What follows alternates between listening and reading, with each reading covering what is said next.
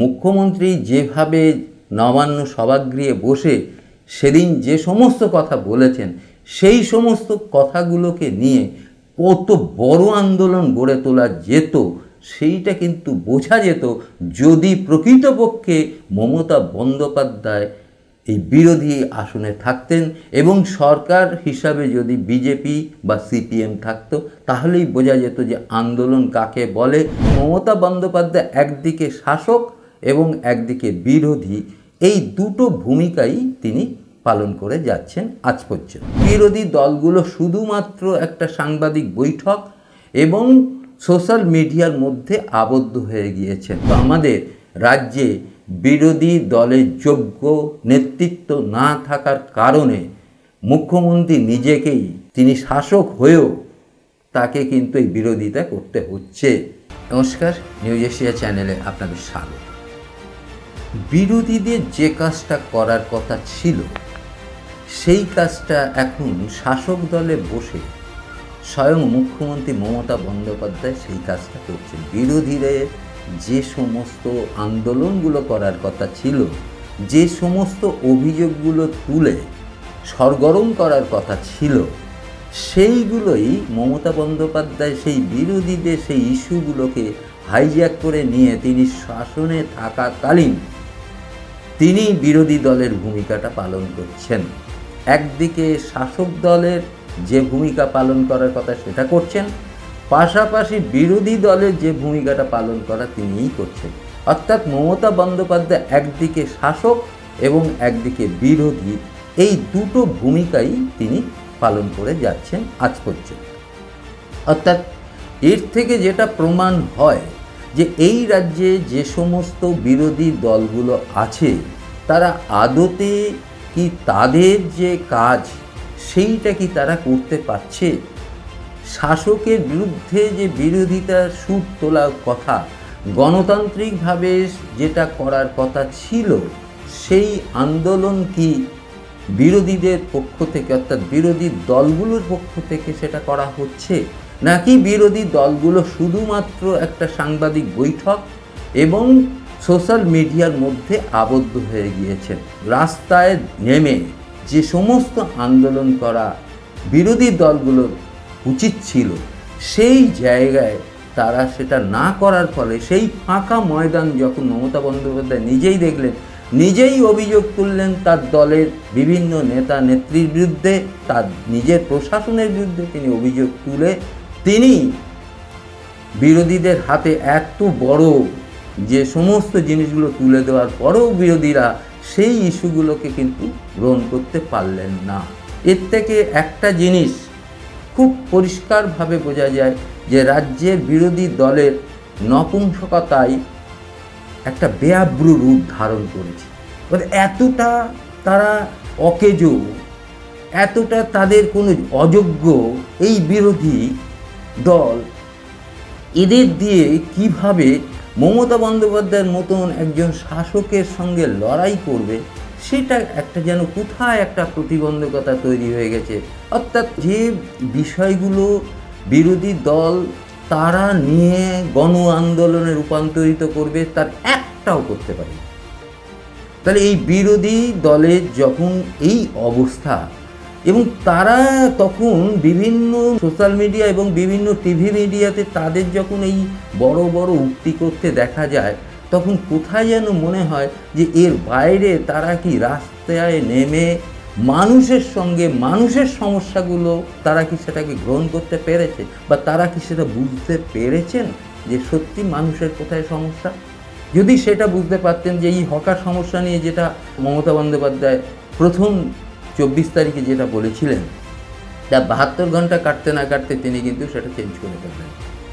তার কারণ হচ্ছে দেখলো যে এটা বিরোধী দলের বিষয় ছিল না, কিন্তু এই বিষয়টা ছিল যে মানুষকে তিনি দেখতে চাইছিলেন যে কিভাবে এই ইস্যুটাকে যেটা তিনি বলেছিলেন এবং সেইটার রিপারকেশনটা কী হয়, সেই রিপারকেশনটা তিনি বুঝলেন, তিনিই অর্ডার দিলেন, তিনিই বন্ধ করলেন। এর মধ্যে বিরোধী আন্দোলনের কোনো জায়গায় তিনি রাখলেন না। এবং বিরোধী আন্দোলন, দেখুন, নিয়োগ দুর্নীতি নিয়ে দীর্ঘদিন ধরে একটা সমস্যা চলছে এবং নিয়োগ দুর্নীতি নিয়ে সেই আন্দোলনটা একটা গণ আন্দোলনের রূপ নেওয়া যেতে পারত, সেই সঙ্গে আপনার রেশন বন্টন দুর্নীতি একটা বড় আকার নিয়েছিল, সেটাও একটা বড় গণ আন্দোলনের রূপ নিতে পারত। পাশাপাশি কয়লা গরু পাচার চক্রে একের পর এক নেতা গ্রেপ্তার হয়েছেন, একের পর এক শিক্ষাক্ষেত্রে সমস্ত গ্রেপ্তার হয়েছে। এইগুলো নিয়ে একটা বড় গণ আন্দোলন পশ্চিমবঙ্গের বুকে কিন্তু বিরোধীরা গড়ে তুলতে পারত সরকারের বিরুদ্ধে, কিন্তু সেগুলো কিছুই কি পারল? কিছুই পারল না। অর্থাৎ বিরোধীরা যে অদক্ষ নেতাদের দিয়ে এই বিরোধীরা তারা এই আন্দোলন সামিল হতে চাইছে, সেটা কিন্তু কখনো সম্ভব নয়। দক্ষ দরকার। প্রকৃতপক্ষে যারা বিরোধী করবেন এবং যারা বিরোধিতা করার জন্য আসবেন, তাদের হাতে তো সমস্ত ডকুমেন্টস থাকবে, তাদের হাতে তো সমস্ত তথ্য থাকবে। সেই তথ্যের ভিত্তিতে তারা মানুষের কাছে যাবেন এবং মানুষের কাছে গিয়ে তাদের কথা তারা বলবেন এবং বলার পরে সেইটাকে একটা গণ আন্দোলনের রূপ নেবে। সাধারণ মানুষকে সঙ্গে নিয়ে যে আন্দোলনটা করার কথা, যেটা মমতা বন্দ্যোপাধ্যায় একসময় করেছিলেন, শুধু মমতা বন্দ্যোপাধ্যায় নয়, এটা একসময় সিপিএমও করেছিল, যে মানুষকে সঙ্গে নিয়ে যে আন্দোলন করার কথা 1977 সালের আগে। এই যে মানুষকে নিয়ে যে আন্দোলন করার কথা, আজকে সিপিএম সেই জায়গাটা কিন্তু নেই এবং সিপিএমের দ্বারা সেই আন্দোলন, সেই গণ আন্দোলন করা অসম্ভব, সেটা কিন্তু বারবার কিন্তু প্রকাশ হচ্ছে। এইখানে যদি এইবার বিজেপি যারা আছেন, এই বিজেপি যারা আছেন তাদের মধ্যে থেকে এখনো পর্যন্ত সেইভাবে যে নেতারা এই সাংবাদিক বৈঠক এবং সোশ্যাল মিডিয়া পোস্ট এর বাইরে সাধারণ মানুষের সঙ্গে কয়েকজন নেতার কথা এখানে বিশেষভাবে উল্লেখযোগ্য। তারা হচ্ছেন শুভেন্দু অধিকারী। শুভেন্দু অধিকারী প্রকৃতপক্ষে একটা জননেতা হয়ে উঠতে পারতেন এবং তিনি উঠেওছেন, জননেতা হিসেবে উঠেছেন এবং তিনি সাধারণ মানুষের পাশে কিন্তু দৌড়চ্ছেন, প্রতিনিয়ত দৌড়চ্ছেন। এটাই তো একটা জননেতার কাজ হবে। এটাই তো এই মানুষের সঙ্গে নিয়ে, মানুষ যখন আক্রান্ত হচ্ছে, মানুষ যখন বিভিন্ন রকম সমস্যার সম্মুখীন হচ্ছেন, মানুষ যখন বিভিন্ন রকম এই সমস্ত আবহাওয়ার মধ্যে পড়ছেন, তখন তাদের পাশে গিয়ে দাঁড়িয়ে তাদের সাপোর্টে কথা বলা, এই লোক তো দরকার। সেটা কোথায়? এতদিন ধরে হকার সমস্যা, ফুটপাথগুলো তৈরি করেছে সেন্ট্রাল গভর্নমেন্ট, বিভিন্ন যে রাস্তাগুলো তৈরি করেছে কেন্দ্রীয় সরকার, সেই সমস্ত রাস্তাগুলোর পাশে যে ফুটপাথগুলো আছে সেই ফুটপাথগুলো দখল হয়ে গেছে। দিনের পর দিন, বছরের পর বছর সেগুলো দখল করে এক শ্রেণীর মানুষ রেখেছে। কিন্তু এইটা নিয়ে যে আন্দোলন গড়ে তোলা, সেটা নয়। অর্থাৎ তার মানে হকার উচ্ছেদের জন্য আন্দোলন নয়, যে হকারদের অন্য জায়গায় অবস্থান করা, তাদের জায়গায় তাদের ব্যবসা করার সুযোগটা তৈরি করে দেওয়া এবং ফুটপাত মুক্ত করে তাদের অন্য জায়গায় সরিয়ে দেওয়া, এই যে আন্দোলন, অর্থাৎ হকারদের পক্ষেই যদি আন্দোলনটা গড়ে তোলা যেত, তাহলে তো অন্যরকম জিনিস হতে পারত। শুধু কি তাই? দেখুন, জমির দালালি যেভাবে হচ্ছে, মমতা বন্দ্যোপাধ্যায় নিজেই বলেছেন যে পয়সার বিনিময়ে বিভিন্ন রকম কাজ করা হচ্ছে। মানুষকে পরিষেবা না দিয়ে পয়সার বিনিময়ে হকার বসিয়ে দেওয়া হচ্ছে, পয়সার বিনিময়ে যে বিভিন্ন জমি মিউটেশন করিয়ে দেওয়া হচ্ছে, এরকম অভিযোগ স্বয়ং মুখ্যমন্ত্রী করছেন। এই অভিযোগগুলো নিয়েই তো বিরাট আন্দোলন গড়ে তোলা যায়। এই অভিযোগগুলো নিয়েই তো একটা বড় ধরনের গণ আন্দোলনে পর্যবেসিত হতে।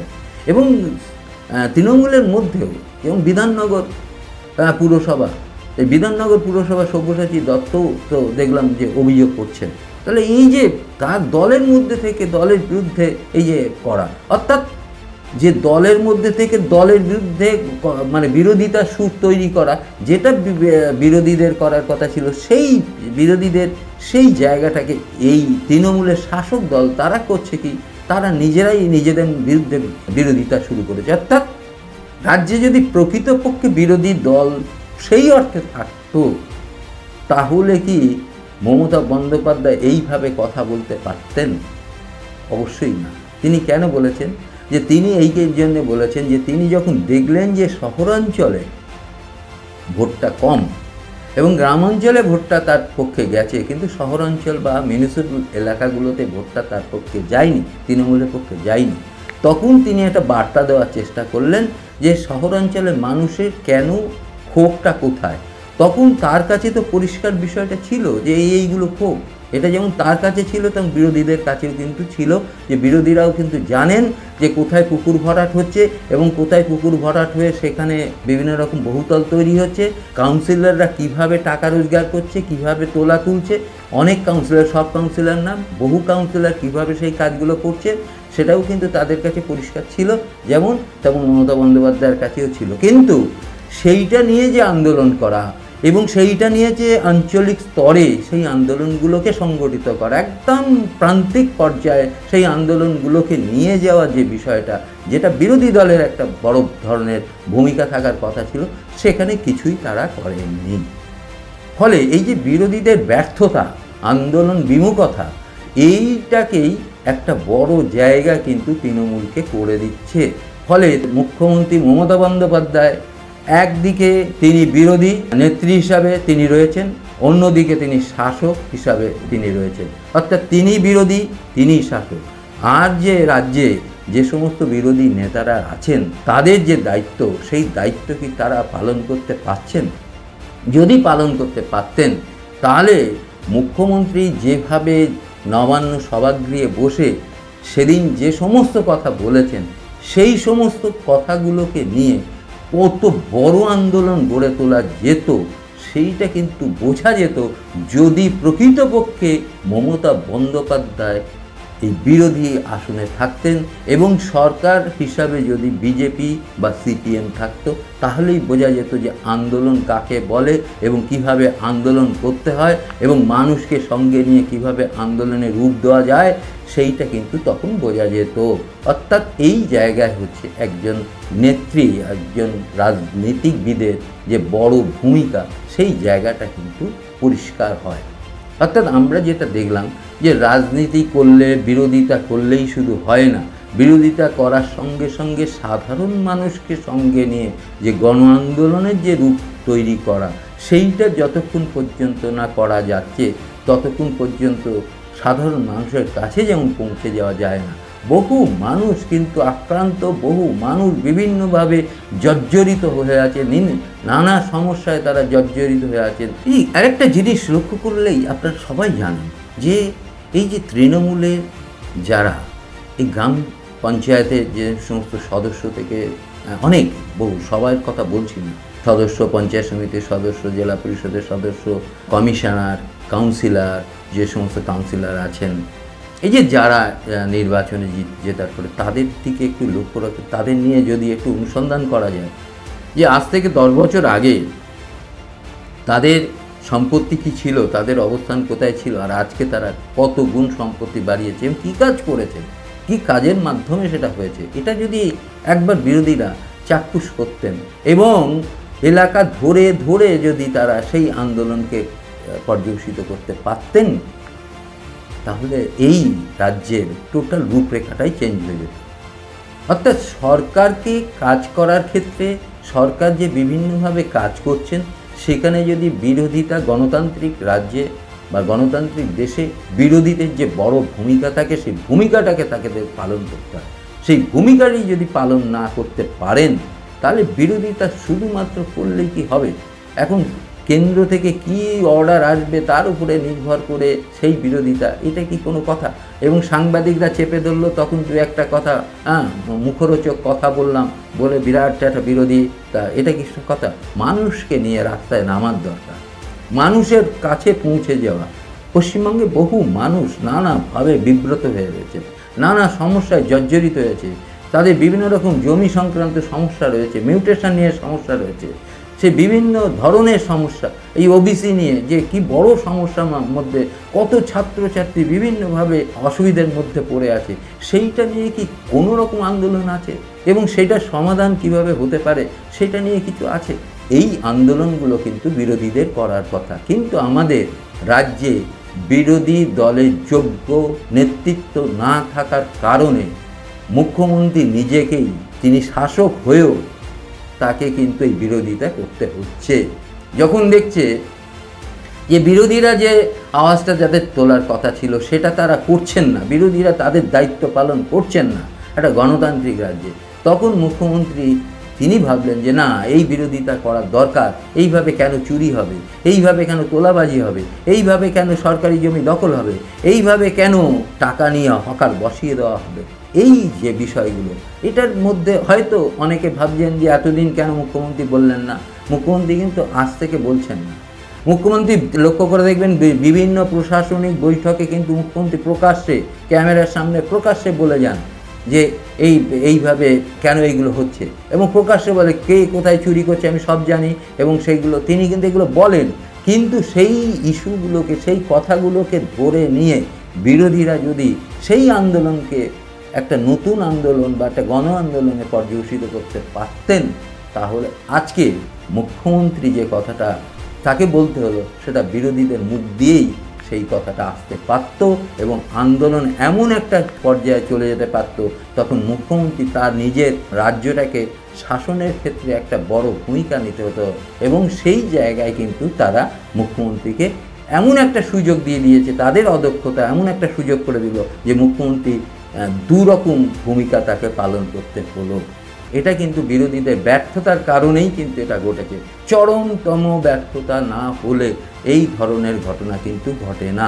আবারও আমরা যেটা লক্ষ্য করতে পারছি, যদি বিরোধীরা তাদের দায়িত্ব এবং তাদের বিরোধিতা করার যে প্রক্রিয়া বা যেভাবে বিরোধিতা করতে হয় শাসকের বিরুদ্ধে, সেটা যদি তারা সচল না হন, তারা যদি সেই জায়গাটাকে ধরতে না পারেন, তাহলে পুনরায় মমতা বন্দ্যোপাধ্যায়কে হয়তো আবার দেখা যাবে যে বিরোধীদের যে কাজটা, সেই কাজটা তাকেই করতে হচ্ছে, এবং করে সেই বিরোধীদের ইস্যুগুলো নিজেই হাইজ্যাক করে নিয়ে তিনি সরকারে বসে থেকে, শাসকে বসে থেকে বিরোধিতার সুর আবার চড়াতে পারেন। অর্থাৎ এখানে বিরোধী বলে কেউ নেই, তার কারণেই তাকেই বিরোধিতা করতে হচ্ছে, এরম একটা জায়গা তিনি নিয়ে যেতে চাইছেন। এটা কি আপনারা লক্ষ্য করেছেন? আপনারা সঙ্গে থাকবেন, আমাদের চ্যানেলটাকে সাবস্ক্রাইব করবেন। নমস্কার। নিউজ এশিয়া, গণতন্ত্রের কণ্ঠস্বর।